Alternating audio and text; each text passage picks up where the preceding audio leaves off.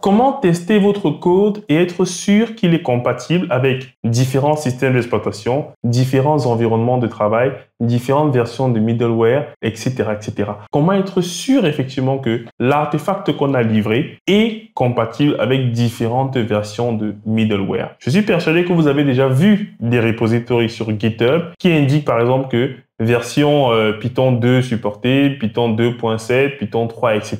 Comment est-ce que je fais pour automatiser les tests de mon artefact dans divers environnements? C'est à cette question que je vais répondre aujourd'hui et je pense qu'elle va intéresser beaucoup de développeurs de sysadmin et également de DevOps parce que tout le monde de nos jours produit du code, que ce soit pour du code de type infrastructure ou du code applicatif. Mais avant, si c'est la première fois que vous écoutez une de nos vidéos, je suis Diran Tafen, formateur et consultant passionné dans le domaine du cloud et du DevOps. Et au quotidien, je réalise des vidéos comme celle-ci pour partager ma passion, mon savoir, mon expérience et ma bonne humeur. Donc, si ce sont des thèmes qui t'intéressent, n'hésite pas à t'abonner. Je te laisse t'abonner, vas-y, je te laisse un second. Merci, parce qu'effectivement, ça nous permet d'avoir beaucoup plus de visibilité et à continuer ce travail d'évangélisation sur des sujets qui me passionnent. Alors, parenthèse fermée, revenons donc à notre sujet. Comment est-ce que je fais pour pouvoir réaliser des tests automatisés en fonction des environnements? Prenons le cas, par exemple, où j'ai développé une application en Python et je souhaiterais, par exemple, être sûr que je peux la déployer sur du CentOS 7, du CentOS 8, du Ubuntu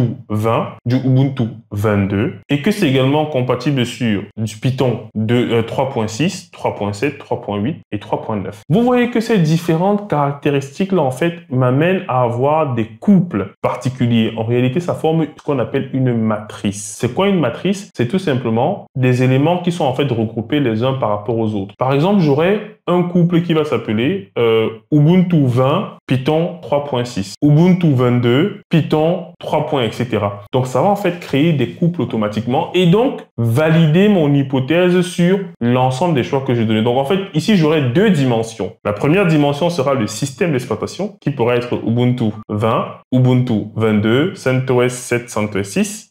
Et ensuite, la deuxième dimension sera le middleware release, donc c'est-à-dire l'interpréteur, qui là sera effectivement Python 3.6, 3.7, 3.8, 3.9. Donc, comment est-ce que je fais pour mettre ça en place? En fait, vos pipelines, les outils de pipeline, en l'occurrence les GitHub Actions, permettent en fait de mettre cela en place. Quand vous utilisez les GitHub Actions, vous pouvez en fait créer une section qui s'appelle Matrix et qui vous permet en fait de fournir les différents éléments sur lesquels notre test en fait va boucler ou alors notre pipeline va boucler. Donc, vous lui donnez en fait les dimensions et vous lui dites simplement pour tous les systèmes d'exploitation là et aussi pour toutes les versions de Python là, en fait, réalise-moi l'action éventuellement de tests unitaires, de tests d'intégration, de tests de déploiement, tout ce que vous pouvez imaginer. Donc, en gros, je définis simplement mes critères et ensuite, je lance en fait mes tests. L'intérêt également des matrices, c'est que j'ai la possibilité d'exclure certains couples. Imaginons que je ne souhaite pas avoir le test CentOS 7 et Python 3.8, tout simplement parce que CentOS 7, quand vous faites un yum install Python, il s'arrête en fait à la version 3.6. Si vous voulez installer une version beaucoup plus importante, il faut que vous compiliez. Donc, vous pouvez dire par exemple que je ne souhaite pas avoir le couple CentOS 7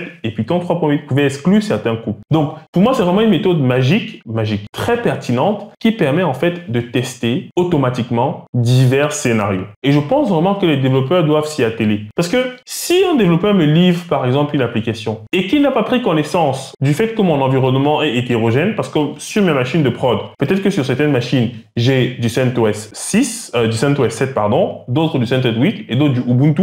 En fait, ça permet en fait de rendre votre application agnostique et d'être sûr qu'elle est compatible avec les infrastructures de votre client. Moi, vraiment, j'adore les développeurs qui pensent à ces détails-là, c'est-à-dire où est-ce que mon application sera déployée. Pour moi, c'est fondamental. Où est-ce que mon application sera déployée? Et par rapport à ça, ils font les tests qui vont bien. Et pour ceux qui viennent du monde de l'infra, donc ceux qui font par exemple de l'Ansible, mais ils ont en fait la possibilité de tester par exemple leur rôle, leur playbook, leur module directement dans divers environnements. Et c'est ça qui est vraiment super intéressant. C'est vrai que Ansible a déjà un système qui s'appelle Molecule qui permet de faire des tests d'intégration, mais on peut utiliser le même principe avec notamment le système de Matrix pour pouvoir tester en fait notre rôle et être sûr qu'il est compatible sur différents OS. C'est pour ça notamment que quand vous partez dans la galaxie Ansible, vous voyez qu'il y a effectivement un élément de compatibilité avec différents systèmes d'exploitation. C'est généralement quand le développeur a fait ses tests et il indique effectivement que c'est compatible sur tel OS. Alors, vous avez bien compris l'intérêt de base, mais ça vous permet aussi rapidement de savoir si votre code est obsolète par rapport à certaines versions qui sont à nouveau disponibles. C'est vraiment très pratique. C'est-à-dire, ça permet vraiment de gérer un système de compatibilité de votre code avec les besoins de votre client. Et ça, c'est super. Si vous dites par exemple à votre client, mais la solution que je vous livre, le code par exemple Node que je vous livre, en fait, vous pouvez l'utiliser sur Node 14, 15, 16 et sur Ubuntu 20, Ubuntu 22. C'est vraiment excellent. Parce que si vous déployez en local et vous passez le temps en fait à travailler en local, quand vous allez en fait livrer la solution, potentiellement votre client ne sera pas dans les mêmes conditions que vous en local. C'est pour ça que c'est important d'éprouver déjà son code. Et généralement, nous en entreprise, on remarque vraiment ça, qu'il y a déjà des développeurs qui commencent à penser à cet aspect-là. Et moi, je trouve ça vraiment super parce que ça nous permet d'aller beaucoup plus vite en production. Et surtout, quand on déploie de nouveaux OS, ben, on sait en fait si la stack sera compatible avec cette dernière. Donc, pensez à ces éléments-là, les amis. Si cette vidéo vous a semblé intéressante, n'hésitez pas à nous le faire savoir dans les commentaires, à vous abonner bien évidemment. Et moi, je vous dis à très bientôt. C'était Diran Tafen, votre formateur passionné.